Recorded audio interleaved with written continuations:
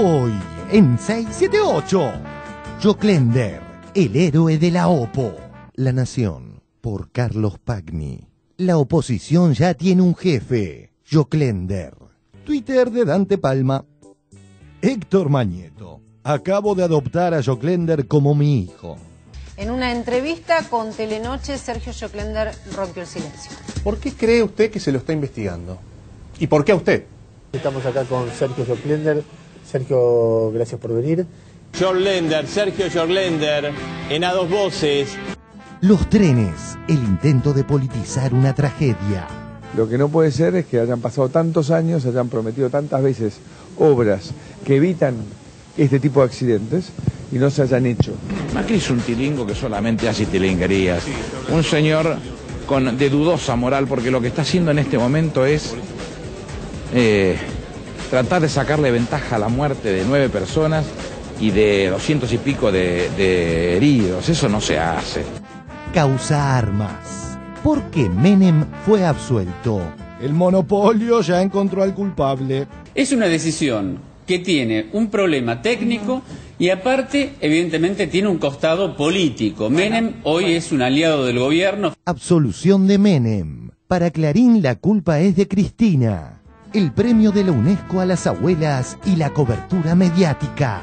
En el país se está hablando, mal que les pese, algunos, mucho del tema de los derechos humanos, lo que pasó, lo que hay que recordar, lo que hay que reparar. Y está funcionando la justicia, que eso es muy importante, porque nosotros queremos dejar modestamente limpia la historia, bien contada, no con ladrones y represores y asesinos sueltos, con impunidad, sino con la justicia que le corresponde a todo aquel que comete un delito. Entrevista al Indio Solari. Adelanto de Duro de Domar. Creo también que estamos en un momento social, hay posibilidades que hace unos años no había. Yo creo que hay una buena administración, creo que lo ha reconocido la gente en las últimas elecciones. Espero que esta gente trabaje para la historia, ¿no? De cualquier manera, la única esperanza que me queda es lo de siempre, los jóvenes. Lo que decíamos hace un rato, tengan más información de ese futuro posible que lo que uno ve. Hay pequeñas cosas que tienen que ver con lo que ha logrado este gobierno contra las corporaciones, es bastante, pero no alcanza, ¿no? Es decir, es una lucha permanente. Hay gente muy poderosa, y para mantener ese poder son muy desalmados. La grave crisis europea. Protestas en Roma. El Parlamento italiano aprobó un paquete de medidas de austeridad propuestas por el gobierno del primer ministro Silvio Berlusconi, y miles de manifestantes protestaron en las calles, donde se produjeron enfrentamientos con la policía. También en Grecia y España, la población se encuentra en estado de alerta por los cortes presupuestarios para hacer frente a la grave crisis económica y financiera que afrontan. Qué lindo que es estar en la tierra, después de haber vivido el infierno. Qué lindo que es poder amarte y mirarte otra vez, después de estar tan enfermo. Qué lindo corazón que estás acá y acá latiendo, y me desenredes los ojos. Y si por ahí el miedo me viene a buscar de nuevo, voy a recordar lo que cantamos una vez, mirando el cielo. Cántale a la luna y al sol, cántale a la estrella que te acompañó, cántale a tus amigos con el corazón. Cántale a la luna y al sol, canta que es la tierra que canta en vos, cántale a tus amigos con el corazón. Otro día de increíbles noticias. 1. Reducción del analfabetismo. Página 12. Un nuevo paso contra el analfabetismo. Argentina se ubica así entre los países mejor posicionados de la región, junto con Uruguay y Chile. En los últimos 5 años se crearon 50.000 centros de alfabetización en todo el país. El mayor descenso se produjo en el noreste argentino. 2. Industria. Ámbito.com. La producción siderúrgica aumentó 3,4% en agosto. según datos de la Cámara Argentina del Acero. 3. Inversiones. Y el dato de las inversiones primer trimestre del año, casi 20% de aumento de las inversiones del sector privado con respecto al año pasado, fundamentalmente en el área de construcción y en bienes de capital. Esto me parece que es algo más que viento de cola, como dicen algunos. Arranca 678, el programa que hizo de la crítica a los medios hegemónicos un deporte y comentado por muchísimos especialistas. Con una experiencia ya dentro del fútbol, creo que ese es un medio plazo. Largo serían 6, 7, 8, 6, 7, 8. Vos sabés que me parece bárbara la decisión que han tomado de que se permitan solamente 3 cambios, porque si no se desvirtúan los partidos con 6, 7, 8 cambios en el segundo tiempo. El básquet tiene todos los viernes y todos los domingos muchos estadios en el país con 6, 7, 8 mil personas viendo. Estamos en el campo de juego. Adelante, muchachos. ¡Escuchad! Sí. Se entrecorta, Mariano. ¿Cómo te va, Fernán? Hemos cambiado de micrófono. Este micrófono. Me acuerdo cuando rompí el micrófono en cancha de Platense. Niembra está probando audio al aire, Niembra. Se está escuchando todo el 6, 7, 6, 7. Mano prueba. 6, 7, 8. El 6, 7, 8 el micrófono. Cántale a la luna y al sol. Cántale a la estrella que te acompañó. Cántale a tus amigos con el corazón. Cántale a la luna y al sol. Canta que es la tierra que canta en vos. Cántale a tus amigos con el corazón.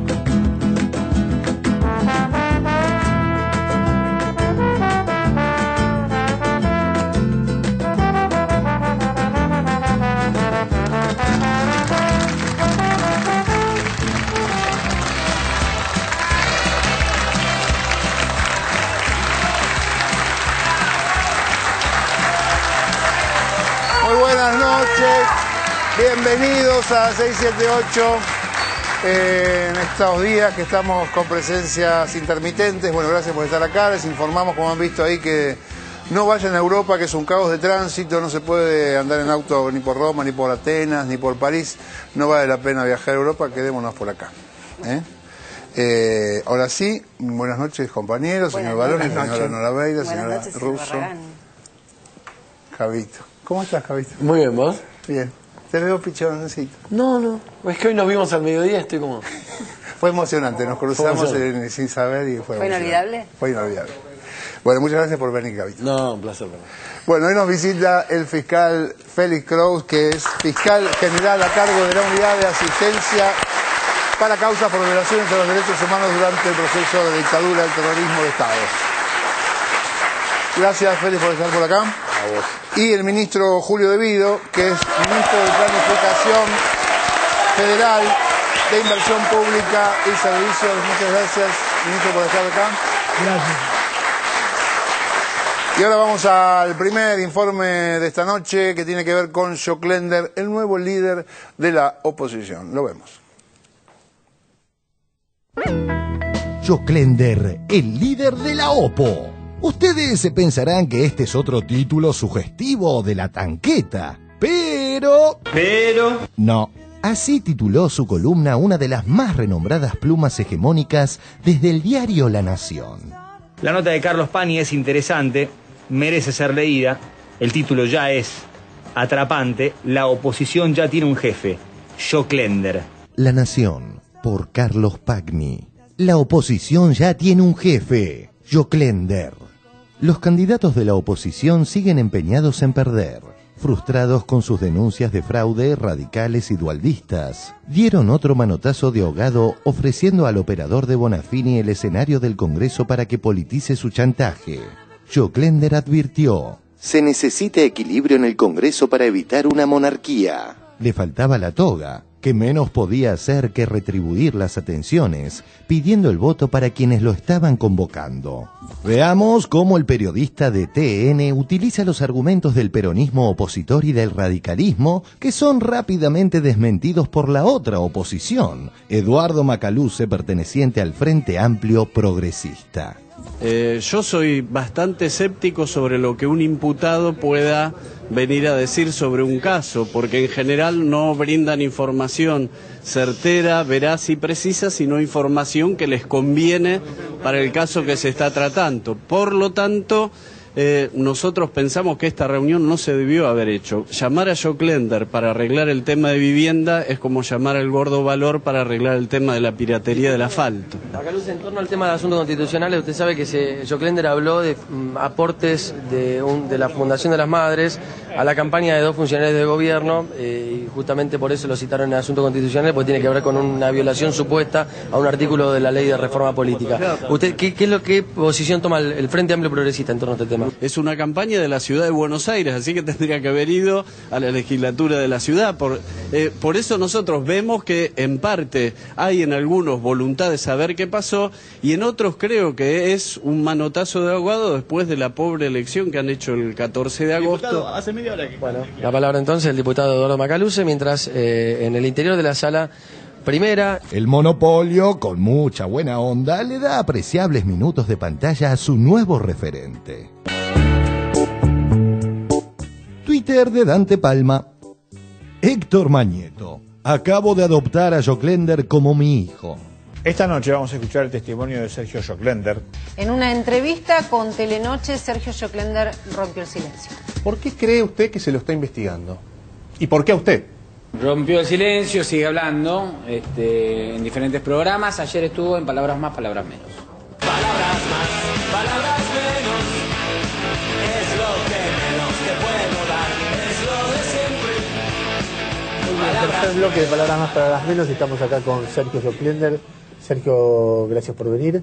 Sergio Joclender ayer estuvo en TN en Palabras Más, Palabras Menos. Los contratos firmados por las jurisdicciones... Sergio, a ver, vos como parte de gobierno, Bueno, y mientras se lo espera en el Congreso sigue dando vueltas, ¿no es cierto? Sí, sigue su raíz por los medios. Sergio Joclender estuvo anoche en A Dos Voces. Sergio Joclender, en A Dos Voces, mañana va al Parlamento. Sergio Joclender mañana va a estar precisamente en el Congreso. ¿Y Joclender qué les va a decir mañana? Twitter de Dante Palma. En breve, TN propondría que Joclender reemplace a Juan Carr en Red Solidaria. Sustentando los dichos de Andy, he aquí algunas contradicciones contundentes del nuevo ídolo de Mañeto y compañía. Ya la credibilidad de Joclender se va coartando un poco, ¿no? Un poquito. A ver, nunca tuve Ferrari, nunca tuve Porsche, nunca tuve... Lo que sí tuve fue la empresa Meldoret, que llegó a tener 2 aviones, uno se vendió, el otro se mantenía. ¿Y de quién es Meldorec? ¿Es suya? No, Meldorec es una empresa privada. Nunca tuve... Lo que sí tuve fue la empresa Meldorec.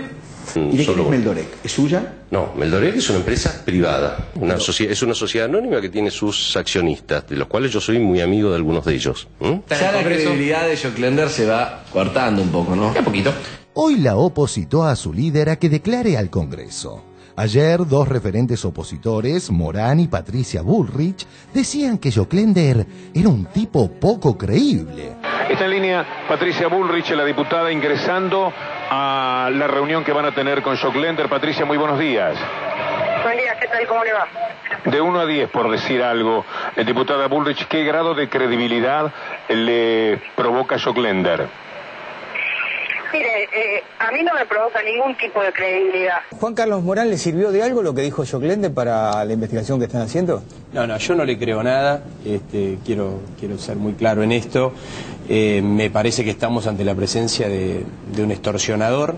A ver, si Joclender es un tipo poco creíble y un extorsionador, llamarlo a declarar no es ser partícipe necesario de la extorsión. Finalicemos con un coqueto reto de Ruiz Guiñazú a Stolbizer, en el cual la periodista, con la elegancia que la caracteriza, le insiste a Margarita lo que tiene que hacer con Joclender. Diputada Stolbizer, cuéntenos por qué se opone a que Joclender vaya y dé explicaciones. En realidad no es que me oponga, yo me resisto a convalidar a una persona que, habiendo sido eje principal del engranaje y de la maquinaria de la corrupción, hoy aparece siendo claramente un extorsionador que manda mensajes al Poder Ejecutivo diciéndole: si me sueltan la mano me los llevo a todos. Pero para eso están ustedes, para pararlo, justamente. Claro, no, ese es el mensaje hoy de Joclender, y nosotros lo que no podemos es prestar el Congreso para que efectivamente él diputada, mande ese mensaje. Usted sabe lo que tarda la justicia, Dios mío.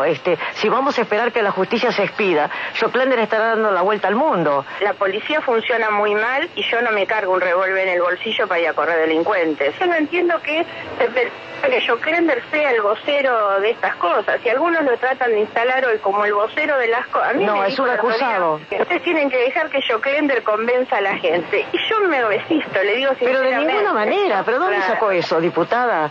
¿Quién dice que tiene...? Bueno, muchos de los que lo quieren citar dicen: tiene que venir él a decir las cosas que la gente no... Hay que probar las acusaciones que hay contra él. Espero realmente escuchar sus inteligentes y honestas preguntas en la Cámara de Diputados luego. Espero realmente escuchar sus inteligentes y honestas preguntas en la Cámara de Diputados luego. Muchas gracias. No voy a hacerle preguntas. Bueno, está bien. Como usted quiera. Bueno, está bien. Como usted quiera. Bueno, fue la diputada Margarita Stolbizer. Pregunta final. Cuando Joclender les deje de servir, ¿cuál elegirá el monopolio como su nuevo superhéroe?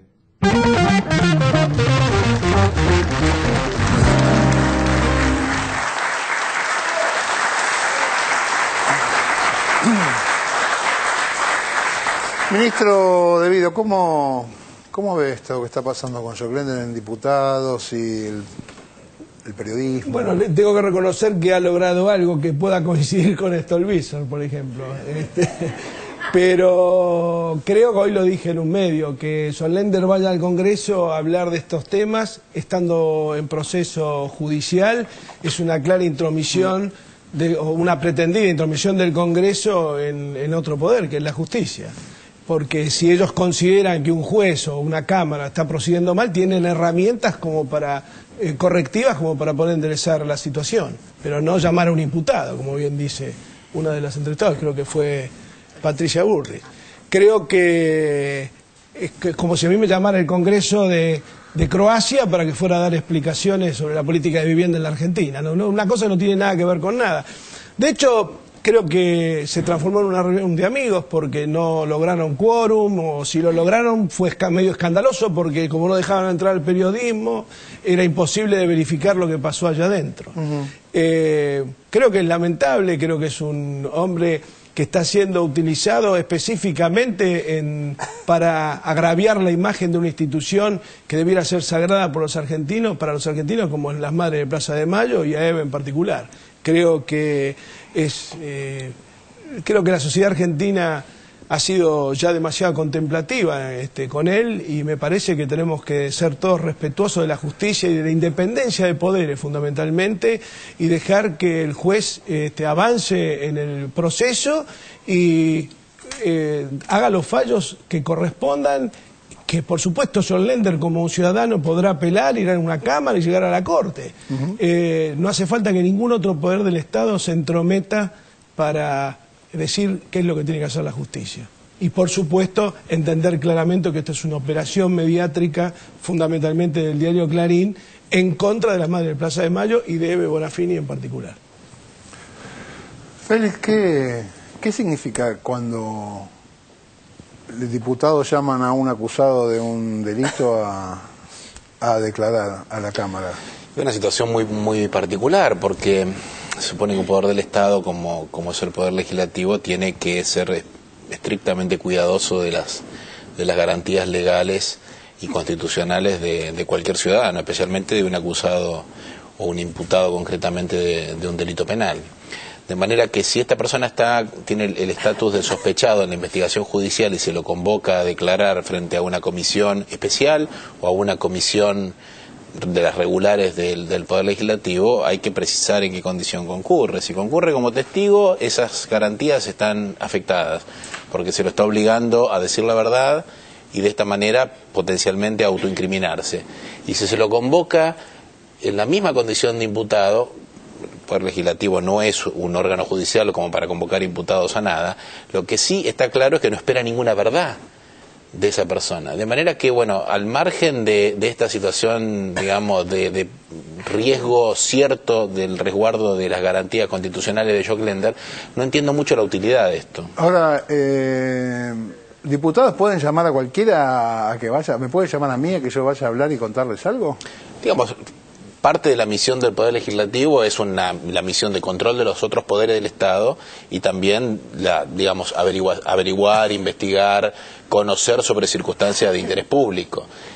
Uno de los mecanismos que el Poder Legislativo tiene para hacer formalmente este tipo de investigaciones, que requieren, por cierto, consensos específicos, es la creación de comisiones especiales. Nosotros podemos recordar un caso muy importante al principio de la democracia, fue la que investigó el caso de la reestatización de la empresa Ítalo-Argentina, que terminó con allanamientos en los estudios, en algunos estudios jurídicos y inclusive con personas con algunas medidas de coerción personal impuestas por el propio Poder Legislativo. Pero esto requiere, digamos, procedimientos, formas específicas de llevar adelante la tarea, conductores de esas comisiones, autoridades y responsables de lo que hacen, ¿no? ¿Nora? No, yo además de comentar el informe, que creo que queda claro, ¿no? La intención de parte de la oposición, particularmente de Patricia Bullrich, cuando dice no le creo nada, y de Morán lo mismo, pero al mismo tiempo darles legitimidad a ese escenario, que es el escenario de un poder del Estado, para que Joclender, un imputado, vaya a decir supuestamente cosas que obviamente no lo van a perjudicar a él porque está siendo investigado. Pero más allá de este contexto, yo le quería preguntar al ministro si, teniendo en cuenta el desenlace de esta historia en función de cómo se desarrolló el proyecto de la Fundación Sueños Compartidos con el plan de vivienda, si desde su ministerio se hace una autocrítica en cuanto a si no se controló adecuadamente, si se dejó hacer, si se confió demasiado para que haya estallado esta situación que hoy estamos viviendo. La situación estalló porque el señor Joclender estafó a la madre de Plaza de Mayo, no específicamente al Estado argentino. Todas las viviendas estaban en los niveles de avance que correspondían y prácticamente toda la ira del señor Joclender para con el ingeniero López, cuando el ingeniero López él quiere arrancar con el plan en Tartagal y le dice no, porque si nosotros hubiéramos hecho las viviendas en Tartagal, evidentemente teníamos que usar ese anticipo para tapar los agujeros financieros que él tenía con deudas con los proveedores y demás. Pero las obras estaban en un avance físico absolutamente correcto y además controlada por las jurisdicciones correspondientes, porque cada una de las obras estaba administrada por distintas jurisdicciones: Santiago del Estero, la Municipalidad de Ezeiza, la Municipalidad de Rosario, la Ciudad Autónoma de Buenos Aires. Cada jurisdicción controlaba el avance de obra y nosotros hacíamos una supervisión sobre el avance de obra. Cuando nosotros cortamos, es decir, no seguimos avanzando en aras de salvaguardar el ritmo de los trabajos, ahí donde se pone en evidencia de alguna manera el fraude, el desfalco que él había cometido con las madres. Por eso toda la andanada de insultos que le hace al ingeniero López, que es una persona absolutamente honesta y confiable, y que es el secretario de Obras Públicas, y cuando a él mismo le preguntan si alguna vez López lo había querido coimear o le había pedido algo, dijo no, a mí nunca me pidió nada, pero nada con ninguna prueba, y fundamentalmente con un odio desenrajado hacia él, que fue el que de alguna manera hizo detonar el problema. Ahora, perdón, me pareció a mí ver y oír de que se lo trata a Joclender como si fuera un funcionario del Estado. Claro. Vale la pena aclarar esto. Es como si dijéramos, las madres de Plaza de Mayo, ¿son funcionarias del Estado? Por supuesto que no. Bueno, digamos, lo que era el plan Sueños Compartidos, que ha sido exitoso. El problema ha sido dentro de la Fundación en relación a la conducta de Joclender, de absoluta deslealtad. No hablemos en términos de lo que está manifestando ahora en relación a EVE, sino de que se quedó con recursos que no eran de él. ¿Sandra? Sí, yo recordaba Sí, Tenenbaum era más específicamente, ¿no? El que lo trataba a Joclender como miembro del Estado, del gobierno. Recordaba la reunión que se hizo con el ex embajador Sadus, que hace acordar un poco el escenario, la operación, replica lo que hicieron con Sadus, que también fue a puertas cerradas, pero Clarín ya tenía toda la información por anticipado. Pero me parece que la diferencia es precisamente lo que se veía en el informe, la columna de opinión de Pañi. Esta me parece que es una operación que muere antes de nacer, porque si uno se fija un poco más acercando el foco, a ver quiénes son los que están en el Congreso intentando colgarse de Joclender, y es el viejo bipartidismo, porque queda el peronismo federal y parte de la UCR. Todos los demás se abrieron porque saben que es de muy baja estofa lo que están haciendo. Incluso, perdón, reforzando este comentario, la nota, porque vale la pena porque estaba allí, la nota de tapa de La Nación, con ese título, La oposición ya tiene jefe, Joclender, claro, uno de los editores, pinta perfectamente la poca credibilidad que incluso le dan los periodistas, por lo menos con cierta sagacidad y con sorna y con sarcasmo, da por sentado que Joclender es una hoja al viento.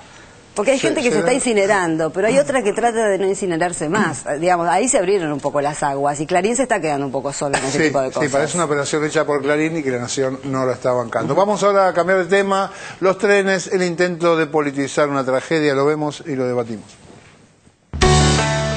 Los trenes, el intento de politizar una tragedia. En el arranque veamos un poco la cobertura de algunos medios que siempre en estas ocasiones intentan pasar o sobrepasar algunos límites. Este extracto del informe de Duro de Domar es contundente. ¿No se puede? ¿Se puede, señor? No, señores, por favor, si son tan amables. Pero estamos ya sobre... No. Necesito bomberos y ambulancias. Pero aquí no está... Después se lo van a poner al tanto, por favor. No se puede tener la imagen. ¿Se puede tener la imagen? Ya la tiene. ¿Quién es usted, señor? ¿Quién es, señor? ¿Quién nos saca? ¿Quién nos saca? No nos toque, tranquilo. ¿Se puede identificar? Que viene a la zona. Aquí arriba no tuvimos nada, discúlpenos, ¿eh? Sin embargo, hay mucha gente parada que mucho no tiene que ver. Bueno, pero no nos quedemos en la discusión. Subime la cámara allá a ver dónde estamos ubicados en esto. Más importante ver la persona que está atrapada que toda esta discusión inútil y estéril. Bueno, personal de Policía Federal nos está sacando por la fuerza acá. Estamos acá arriba, jefe, ¿no? Estamos, pero es lo mismo. Está bien, déjame un segundito, yo voy a pasar. Mirá lo que hay que hacer acá, ya voy a pasar. Me llevo a clavar un huevo y listo, me lo pagás vos. Listo, ahí está. Ahí está, bueno. Ahí está. Mirá qué lindo que es esto. Qué sé yo, no sé lo que quiere. Son unos atrevidos, realmente atrevidos. Vamos a tratar de hacer una maniobra que puede ir contra nuestra identidad sexual. Nah, pero si yo acá no jodo a nadie, me hiere la inteligencia, la verdad, dejá. Si no me dejan entrar... El trabajo de la policía científica intentando obstruir la visión... Claro, para que no se vea el traslado de los cuerpos, ¿no? Para que la gente no vea esas imágenes que en realidad no son necesarias ver a esta hora, ¿no? Allí está otra de las posiciones de América. Mostrando el mismo traslado, ¿no? Sí, la misma persona. Esta persona, aparentemente... No. Puede llegar a ser otro, ojalá. Sí, esta me parece que es... Esta persona está con vida. Sí. Para que la gente no vea esas imágenes que en realidad no son necesarias ver a esta hora, ¿no? ¿Están bajando a alguien ahí? ¿Están bajando a alguien? A que se libere. ¿Sacaron a una de las personas? Están sacando a una de las personas. Pareciera que es una de las víctimas fatales, ¿no? Sí, es el traslado de una de las víctimas fatales. Las imágenes logradas por Crónica Televisión, una buena imagen para este martes 13. La de ese niño... de 2 años, dicen, un poquito más puede ser, que había quedado atrapado, 3 añitos, había quedado atrapado dentro del interno de la línea 92.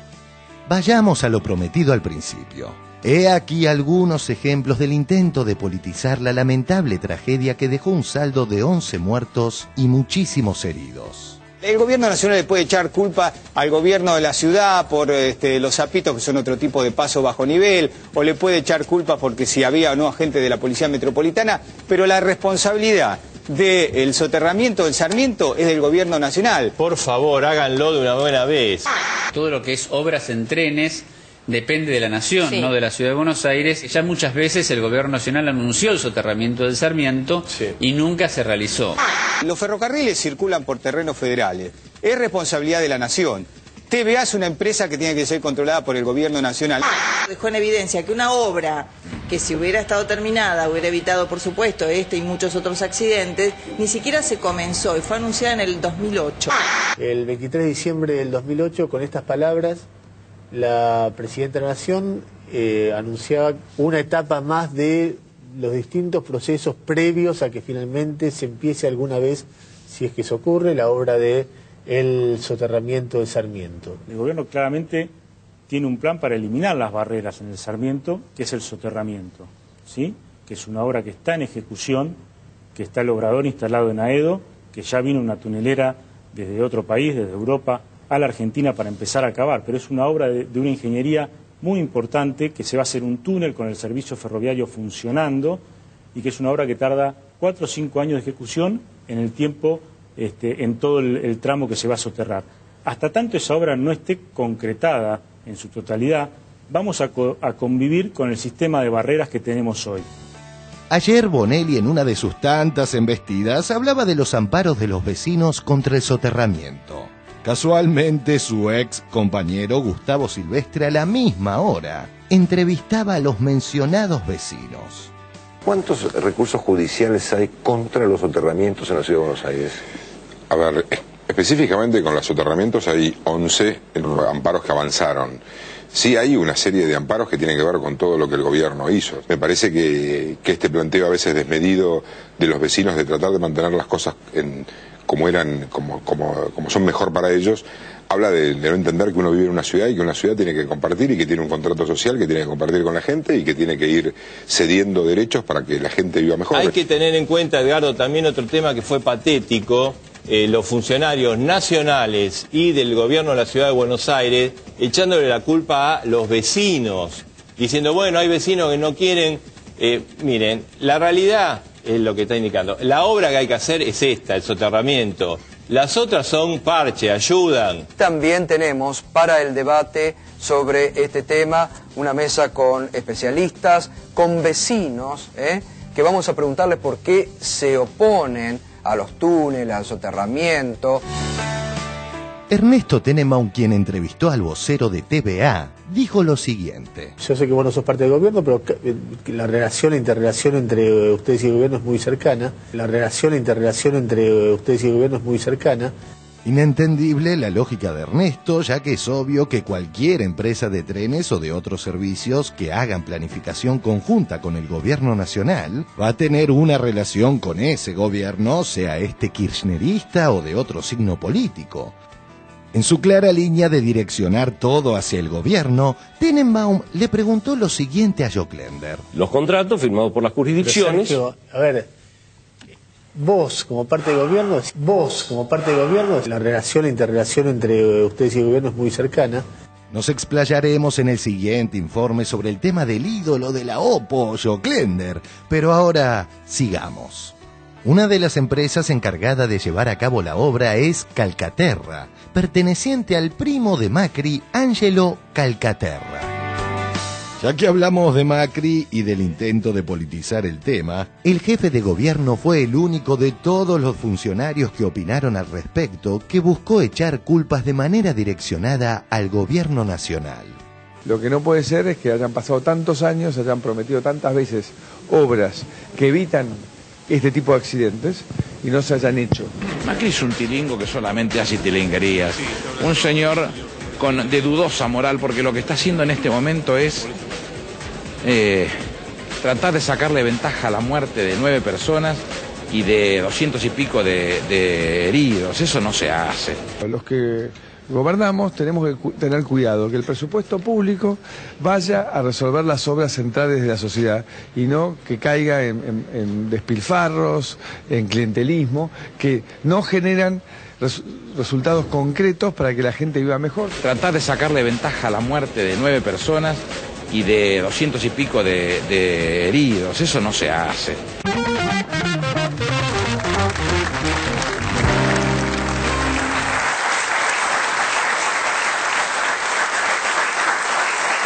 Bueno, ministro, ¿por qué no tenemos los trenes pasando por debajo de la tierra? Bueno, en principio, la verdad que está para tomar un té digestivo después de mirar esto, ¿no? Sí, sí. Y creo que es mentira, es decir, la obra del soterramiento está comenzada, está montado el obrador, está la tunelera acá y estamos para arrancar en los próximos días. Es una obra que se licitó en el 2006, se adjudicó en el 2008, una obra muy compleja, es una obra de 11.500 millones de pesos. Dividida en 3 etapas que sirve a un radio donde viven cerca de 10 millones de personas, en donde viajan 110 millones de pasajeros por año. Esto habla a las claras de la complejidad. En primer lugar, lo que él no ha hecho con los pasos niveles de Buenos Aires, por eso tiene todos esos amparos, porque no se hacen las audiencias públicas, porque nosotros hemos hecho audiencias públicas en cada uno de los lugares por donde va a pasar el soterramiento. Eso nos llevó prácticamente 2 años, del 2006 al 2008. Hacer audiencias públicas. Significa juntarse con los vecinos en audiencias abiertas, donde cada uno puede expresar su oposición a la obra, más que a la obra, los distintos lugares en donde cruza. Además había que compatibilizar son 8 jurisdicciones, desde la Ciudad Autónoma de Buenos Aires hasta Moreno, todo lo que hay en el medio. Entre ellos está la ciudad de La Matanza, que es en cantidad de población es la 5ª provincia argentina. Es un túnel que va a 22 metros bajo la superficie y que en el año 2009 además esto venía con financiamiento. Cuando cae el sistema financiero internacional, durante ese año prácticamente no se pudo avanzar nada porque no había forma de apalancarlo. Luego, en función de una ingeniería financiera que hemos hecho con el Ministerio de Economía, pudimos arrancarla sobre la base de poner como garantía el CIFER, que es el sistema digamos, es un fondo genuino ferroviario que deviene del impuesto al gasoil. Eso llevó mucho tiempo y eso nos permitió iniciar los trabajos. Entonces se va a hacer sin plata prestada. En realidad se va a hacer con plata prestada, pero sobre base de fondos presupuestarios genuinos que devienen del impuesto a la transferencia de los combustibles, particularmente del gasoil. Esto va a permitir llevar adelante los trabajos en tiempo y forma, 44 meses, como ha dicho el ministro. Ya hay 300 personas trabajando en la obra y en 60 días más la tunelera va a estar en posición de empezar a perforar, desde Aedo hasta Caballito, que es el primer tramo.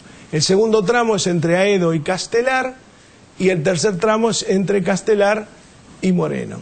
El primer tramo va a estar, por supuesto, terminado antes, calculo que en 2 años y medio, prácticamente sería entre Aedo y Caballito, lo cual va a descomprimir bastante. Y nos va a permitir llevar de 8 minutos por tren de intervalo que tenemos hoy en las horas pico a 3 minutos, lo cual nos va a permitir incrementar la cantidad de trenes, más de 110 trenes diarios, y por supuesto incrementar la cantidad de pasajeros transportados. No hay que olvidarse que en el 2003, cuando asumimos, viajaba un 40% menos de gente en el ferrocarril. Sí, claro. Y hoy estamos con la misma infraestructura que había en el 2003. Claro, pasa que no había por qué viajar, no había dónde ir, no había... Hemos incorporado vagones de doble piso, se han incorporado formaciones nuevas, en fin, se han hecho una serie de mejoras y se ha hecho inversión, pero la obra por antonomasia es esta. En el ferrocarril mueren en el orden de 100 personas por año en los pasos a nivel. Y esto es lo que nos preocupó antes de este accidente. Además es un reclamo que ya le había hecho el presidente Irigoyen a los concesionarios ingleses. Tiene más de 100 años, lo dijo Marcó, que es el presidente de la Asociación Vecinal de Flores. Y realmente los últimos 40 años, que donde realmente la Argentina tuvo posibilidad de hacerlo, ni siquiera estaba planteado como proyecto.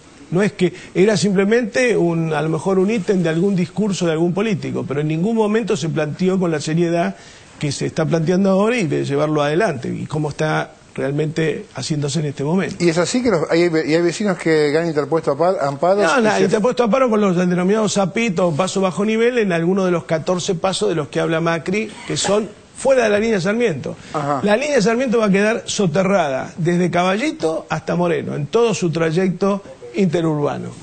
En el resto de los ferrocarriles se han hecho una serie de pasos bajo nivel. Nosotros en el Gran Buenos Aires hemos invertido $100 millones en los últimos 8 años, hemos hecho más de 20. Esta empresa Calcaterra, que es el primo de Macri, que no, la UTE la compone la empresa de Calcaterra, que es Sideco, y la UTE es una unión transitoria de 4 empresas. Comsa, que es una empresa ferroviaria de origen español, que es la que aporta mayormente la tecnología. Odebrecht, que es una empresa muy importante brasileña, y está Calcaterra, también como socio, pero es un contratista del Estado como cualquier otro. Particularmente creo que la alusión era la crítica que hacía el ingeniero Macri, que la verdad que a nosotros nos llenó de honda pena, porque más allá de lo que describiera Aníbal Fernández, el jefe de gabinete, nosotros vimos durante la mañana, yo estuve en contacto prácticamente operando en forma permanente vía casi videoconferencia con el secretario de Transporte y mi secretario personal y más de 20 personas del ministerio que nos repartimos en los distintos hospitales para atender fundamentalmente a la familia de los damnificados. Y realmente el trabajo que habíamos podido realizar en conjunto, estaba el ministro Montenegro también en el lugar, con el SAME, con la Policía Federal, con los bomberos, también la Policía Metropolitana y fundamentalmente los empleados del ferrocarril, que también en algún canal decían que se habían escapado. Se ve claramente en el video que pasó ayer por televisión, que se ve desde del andén el choque de cuando se ve que el colectivo lamentablemente no frena, evidentemente... La cámara del otro tren es la cámara del otro tren, y en el que venía de frente es un compañero que lo llevaban, que querían fotografiarlo, que está todavía en estado muy delicado. Nosotros venimos siguiendo su evolución, pero lo que más nos molestó era que la entrega de la gente del SAME, fundamentalmente lograron bajar un helicóptero frente a la Catedral de Flores, un trabajo realmente importante con esa mezquindad de hablar de despilfarro, de un presupuesto que votaron o por lo menos debatieron sus propios diputados y que nunca dijeron en qué ítems había de despilfarro. Entonces, nosotros pensamos que a lo mejor para el despilfarro es la asignación universal, que para el despilfarro son las centrales eléctricas que estamos construyendo de tantos años que se desinvirtió en materia energética. Y la verdad que nos molestó mucho, porque creo que de alguna manera oscureció o enturbió la importante tarea que había llevado el propio personal de la ciudad autónoma, que junto con el ferroviario, el personal de la Policía Federal y de bomberos realizaron una tarea impecable, porque ustedes créanme que con el esquema de acoso que había por parte de algunos medios que ustedes pasaron recién, si hubiera habido un solo problema, hubiera salido. El problema más grande fue que el periodista tuvo que saltar la valla porque evidentemente no podía ir a entorpecer el trabajo que estaban haciendo personal que yo mencioné antes. ¿Qué se calcula que puede tardar la obra completa? 44 meses. 44 meses va a tardar la obra. Eso está programado, el contrato firmado. No, la obra empezó ya. Ya está el obrador puesto, hay 300 obreros trabajando. Importar la máquina y la otra empresa que me olvidé, porque había una cuarta, es la empresa Ayala, que es la empresa que ha construido todos los túneles fundamentalmente en los Alpes. O sea, es una empresa de muchísima experiencia en materia de tunelería. No hay que olvidarse que eso se hace 22 metros bajo la superficie, con el ferrocarril funcionando. Es una tecnología similar a la que estamos utilizando en Paraná de las Palmas para hacer la toma de agua de Paraná de las Palmas, que es una de las obras que va a permitir que esta misma ciudad, dentro de un año, no se quede sin agua. Parte del despilfarro será también. Es una obra de 1.500 millones de pesos que acompaña a la cloaca de margen izquierdo, que la ciudad se había comprometido a invertir junto con nosotros, todavía no puso un solo peso, y a la evacuación de líquidos vía de la planta de Berazategui, que es una obra de 5.000 millones de pesos más, que son fundamentales para la ciudad de Buenos Aires. Si estas obras y el Estado Nacional no estuviera invirtiendo lo que está invirtiendo, en los próximos 2 años la ciudad de Buenos Aires tendría desbordado sus desagües cloacales y, por supuesto, en el verano no tendríamos agua la mayoría de los días. Bueno, también se puede usar agua mineral. También. A lo mejor por eso... Eso es lo que vamos a tener que usar si no hacemos las obras. Félix, ¿qué te pareció el combo El combo. Dos líneas, ¿no? La primera, vamos a volver a la primera parte del informe, el periodista. ¿Por qué me tengo que ir? Te tenés que ir de ahí. Y si no te vas, te pueden sacar. Me parece que habría algunos mitos que empezar a a despejarlos, ¿no? Uno es, donde hay una aparente noticia, no hay un natural derecho del periodismo de ir a una escena de un delito. Eso es lo que sucedió ahí. Eso estábamos ante la presencia de un homicidio culposo masivo, seguramente, o un estrago seguido de muerte, un estrago culposo seguido de muerte. Por ahí andan las calificaciones posibles, de manera que ahí hay prueba que preservar, hay intimidad que preservar, porque también los muertos tienen una intimidad para preservar y hay un dolor de familiares y de deudos que merece ser protegido.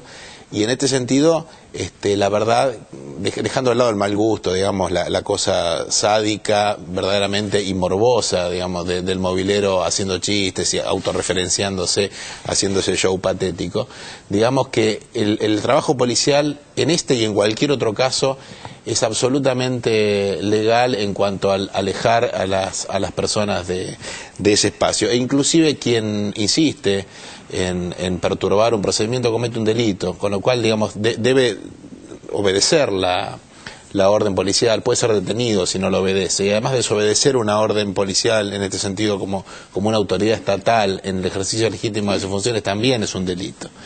Así que digamos claramente que no hay un derecho superior de mostrar un cadáver despedazado por sobre la tarea policial propia y judicial, digamos, del cual la policía es auxiliar, y verás que dejo absolutamente de lado todas las consideraciones de orden extralegal. Y una sola cosa más. No, además que todavía hay gente que se está jugando la vida en ese momento, no es que solamente se rompió algo y están los policías mirando, hay gente que la cual todavía estaban salvando. Desde ya, eso es un procedimiento complejo, un procedimiento de emergencia, un procedimiento donde hay que hacer intervención, donde juega la vida de la gente.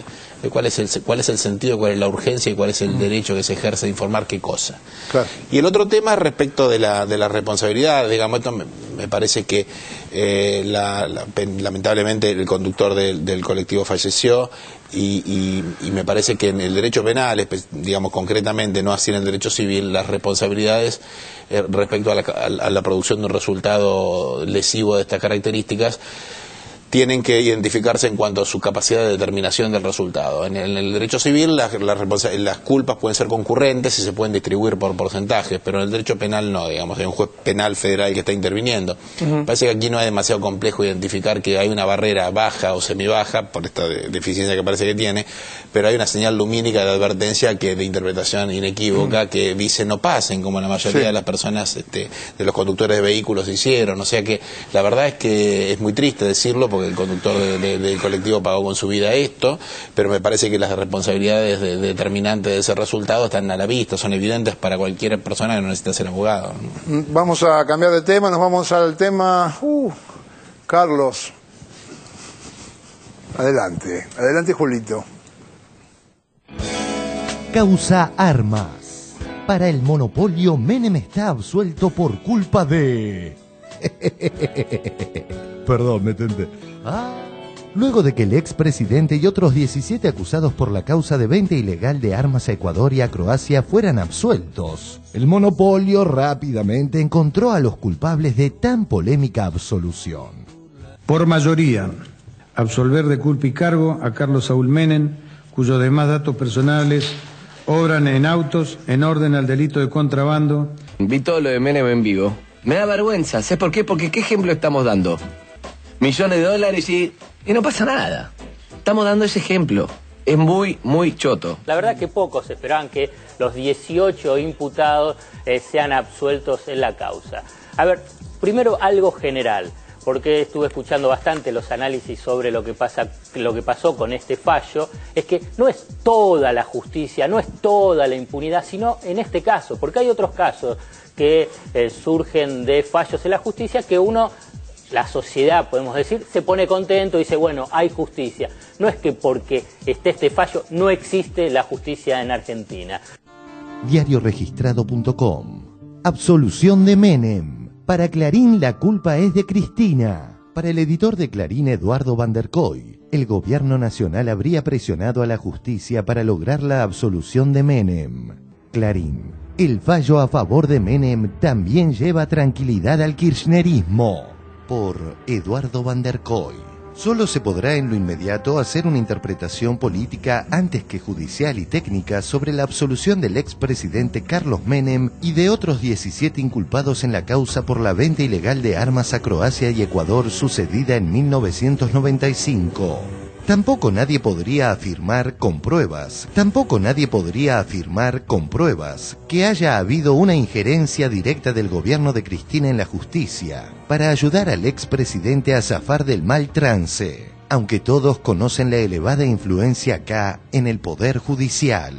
Quien también se sumó a esta flogelia opereta fue Adrián Ventura. Sí, el que tiene línea directa con Mañeto. Presten atención a su peculiar fallido. Es una decisión que tiene un problema técnico y aparte, evidentemente, tiene un costado político. Menem hoy es un aliado del gobierno y por otra parte, esta decisión de exportar armas, que obviamente se probó que hubo un desvío, que las armas fueron donde no tenían que ir, era una decisión política. Si se juzga una decisión política, ¿no será que entonces el día de mañana había que juzgar, por ejemplo, como delito la privatización, la estatización del ANSES, la estatización del ANSES, la decisión de pagar la deuda externa, etcétera, etcétera? Es decir, las decisiones políticas son justiciables. Hablando de fallidos y volviendo a la causa armas, hace unos años TBR había invocado a Menem con algunos que fueron reveladores en relación a este tema. La venta fue perfectamente legal. ¿No estaba bloqueado Ecuador? Pero si nosotros no le vendimos a Ecuador. Yo firmé para que vayan a Panamá y a Ecuador. Pero si nosotros no le vendimos a Ecuador. A Panamá y a Ecuador, y estaba convencido de ir a Ecuador, a Panamá y a Venezuela. La transparencia fue total, absoluta. Ya que estamos con fallidos y supuestas equivocaciones, y para ponerle un poquito de humor a un tema tan espeso como este, cerremos con un gran segmento del ultra kirchnerista Carlos Menem pegándole al gobierno. Está cara la vida, ¿no? La inflación es galopante en este momento. Están más o menos 20% mensual. No, 20% anual. No, querido. ¿Cómo 20% mensual? No puede ser. ¿Cómo no puede ser? No, al 2% mensual. ¿Qué? Al 2% mensual. No. Si estamos al 20%... si estamos al 20% mensual... Perdóname, mirá. Si estamos al 20% mensual, estamos a la mitad de la hiperinflación ya. Y sí. La hiperinflación empieza con el 50. Vamos camino a la hiperinflación, Mauro. ¿En serio me está diciendo? Ah, no, en broma. Yo no vengo, a la hiperinflación, digo, pero... Y sí, si seguimos así, si no se le pone coto a estos aumentos. Estamos al 2% mensual, ¿no? No. ¿Qué números tenemos? No, los números sí. No solamente el INDEC, sino de las empresas privadas sí dan el 20 anual, no mensual, 20 y pico anual. Si tuviera un 20% mensual, doctor... Ah, tenés razón.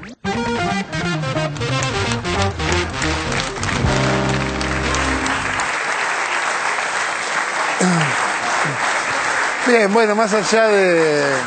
En los 90 le salían mejor las cuentas, ahí no se equivocaba, creo. Pero, ¿cómo viste esto de la absolución de todos los imputados? Bueno, lo primero es que Tecnópolis tiene una nueva proeza de la industria nacional para exhibir acá en Villa Martelli, y son los fusiles FAL que se mueven sin la necesidad de la participación del ser humano, viajan solitos. Evidentemente los cañones... Nadie los mandó, nadie los llevó, nadie dispuso que fueran. Habrá que ver los fundamentos de la resolución. Es una sentencia, seguramente será muy compleja, muy larga, un juicio muy largo, una instrucción mucho más larga que muestra que atravesó además varios gobiernos, de manera que la sobrevida y el final de este juicio es transversal, ¿verdad? Es muy transversal, digamos, ¿no? Y muestra también las limitaciones y las deficiencias estructurales que tiene el sistema de enjuiciamiento en Argentina para juzgar los crímenes del poder. Digamos, para juzgar los crímenes de los sectores vulnerables de la sociedad, la justicia muestra una eficiencia razonable, pero en otros casos, evidentemente, no.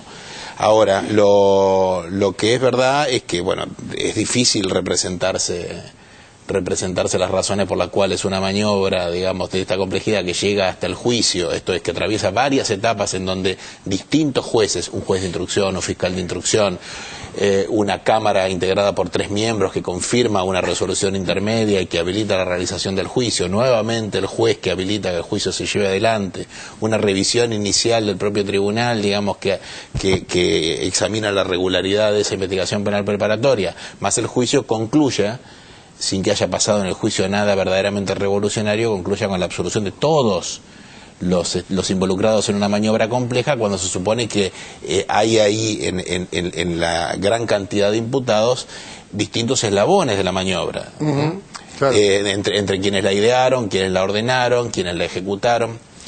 Pero bueno, digamos, avanzar más allá sería, con un análisis, sería parecerse a Adrián Ventura. Chicos, estudiantes de Derecho, no vean eso. Porque francamente hay algunas consideraciones sobre las cuestiones políticas no justiciables y tratar de traerlo a esta cuestión, digamos, de antemano y sin leer los fundamentos del fallo, no parece muy serio desde la perspectiva jurídica realmente. No había nada, porque yo justamente pensaba a lo contrario, digamos, en lo que dice Adrián Ventura, que es una cosa sesgada y tironeada, hay algo, había un gobierno ahí. Fue una decisión de la gente que componía, que integraba ese gobierno, de realizar este negocio. Hay un decreto secreto, digamos. Yo me imagino, desde el más elemental sentido común, que cuando a un presidente se le trae a firmar un decreto secreto, firman decreto secreto que involucran cuestiones de seguridad del Estado fundamental, no serán las cuestiones que se firman automáticamente como la renovación de un contrato de planta. Y por otro lado, además acá estaban involucradas cuestiones, digamos, de la seguridad de países de la misma área continental, sí, claro. Decisiones estratégicas sobre nuestros recursos bélicos, en fin. Parecería que es un asunto sobre el cual se debe poner... Pasó Río Tercero en el medio. Bueno, pero me refiero al momento específico de la firma de los decretos, ¿no? Digamos, lo de Río Tercero posteriormente hay una hipótesis bastante razonable que esa explosión fue para destruir pruebas y ocultar el contrabando, ¿no? Pero de todas maneras lo que quiero decir es que habrá que demostrar con pruebas verdaderamente potentes que alguien que firma un decreto de esta característica, con una operación de esta magnitud y de esta trascendencia, no sabe lo que estaba haciendo realmente. Ahora, bueno. A Ventura hay que aclararle que es una decisión política restatizar, pero también es una decisión política privatizar. Me parece que eso es natural. Privatizar es natural, restatizar es lo político. Eso es lo normal. Sí, me sorprende sí. La deducción, la fácil deducción, de que es como si dijéramos que el triunfo del Frente para la Victoria o el de Cristina Fernández depende de la alianza con Menem. ¿De dónde sacan esa? ¿Cuántos votos aporta Menem a Cristina? A ver, ¿cuántos votos aporta? ¿Por qué hacen esa deducción falsa, falaz, estúpida? Bueno, todo lo malo se lo quieren pegar al gobierno. Es fácil. ¿Debido? Bueno, yo creo que una clara muestra de la notable influencia del gobierno en la justicia es el avance de la ley de medios audiovisuales, fundamentalmente la cantidad de amparos que ha habido y demás, y fundamentalmente al tema de la desinversión. La penuria que hemos vivido en el caso de Fibertel cuando le anulamos la fusión con Cablevisión, que todavía está dando vuelta sin resolución. Evidentemente no es tanta la influencia del gobierno en la justicia. Hay un montón de veces. Sin abrir... por lo menos para comentarios sobre esta causa, que la conozco vía mediática, y por supuesto la opinión del doctor es mucho más autorizada que lo pueda decir, y que casi diría que la comparto. ¿Nora? A mí, la verdad que cuando Irina Hauser, la compañera de Página 12 que estaba cubriendo el juicio, la sentencia del tribunal sobre la causa Armas, me manda un mensajito de texto y me pone absueltos, la sensación fue de desazón, ¿no? Más, no se conocen los fundamentos del fallo. El hecho de que el tribunal tenga la discrecionalidad de darlos a posteriori y establecer ellos el tiempo para darlos a posteriori, y lo hacen en noviembre, estando las elecciones de por medio, alimenta las sospechas de todo este grupo mediático que al único que apunta es a culpar al gobierno nacional de cualquier fallo que no sea en el sentido que ellos quieran. Pero me parece que lo que hemos vivido, 16 años hace que sucedió esta maniobra, hace 3 años que de juicio, pasaron cientos de testigos, 18 imputados, entre los cuales había ministros como Camilión del Poder Ejecutivo Nacional de Menem, su asesor Emir Yoma. Hubo un helicóptero con un general del ejército, un capitán del ejército que se cayó misteriosamente en el campo de polo, murieron varias personas ahí. La Argentina tuvo relaciones más que perturbadas con Perú a raíz del tráfico de armas a Ecuador, una relación que recién se restituyó cuando la presidenta argentina viajó el año pasado a Perú y se reunió con Alan García. Por realmente imperdonable que la Argentina, siendo garante como país de paz, le vendiera armas a Ecuador de esta forma.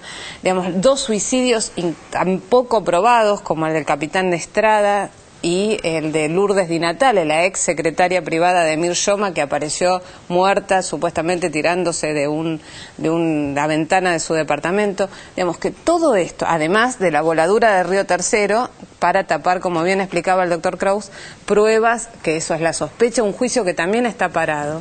La verdad que genera una sensación de desazón muy grande. Obviamente, como decía Alfredo Zayat en el informe, esto no es un reflejo de la justicia argentina, pero sí es una sensación de impunidad que perturba que después de tanto tiempo no se haya por lo menos hecho justicia.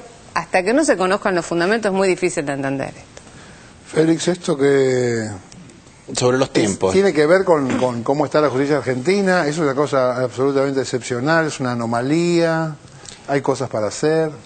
Bueno, que la justicia argentina tiene serias dificultades, no necesitamos de este fallo para saberlo, ¿no? La justicia argentina es uno de los estamentos del Estado que no ha sido profundamente democratizado con posterioridad a la salida de la dictadura. Y hay que sumarle que la reforma judicial del año 1992, la reforma acuñada durante el menemismo, en cuya gestación, digamos, generó también la salida del ministro Orlaniá como ministro de Justicia, recordarán ustedes en desacuerdo con alguno de los nombramientos.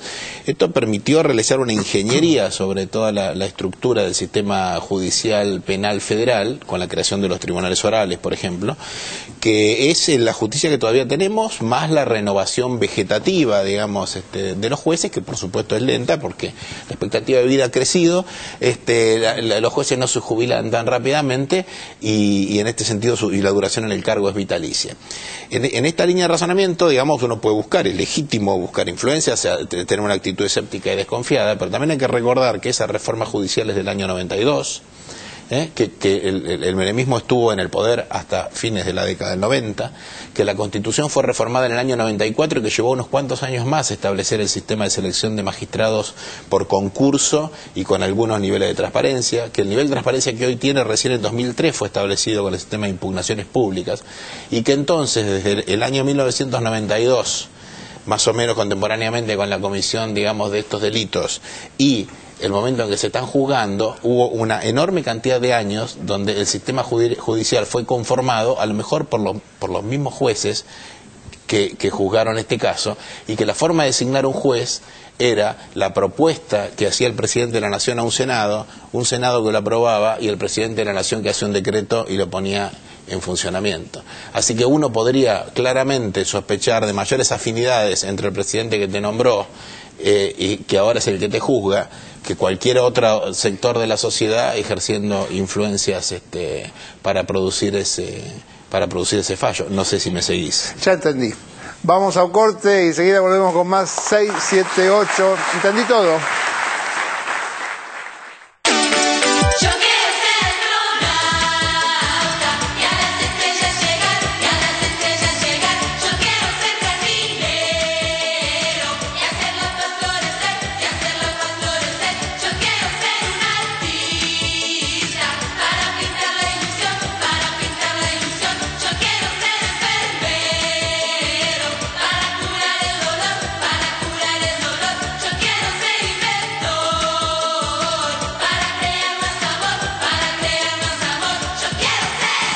Asignación universal por hijo. Más chicos en las escuelas. Más chicos soñando.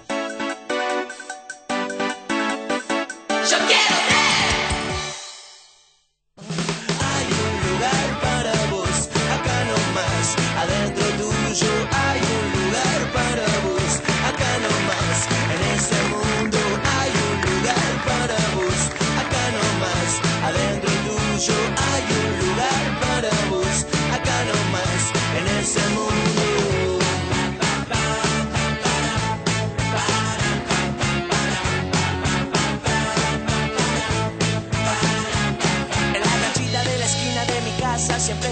muchachos que buscan la esperanza. Ahí viene Carlos Cayo el narigón, que siempre tarda mucho pero trae lo mejor. Hay una vía que te lleva a la estación, donde pasan los trenes, donde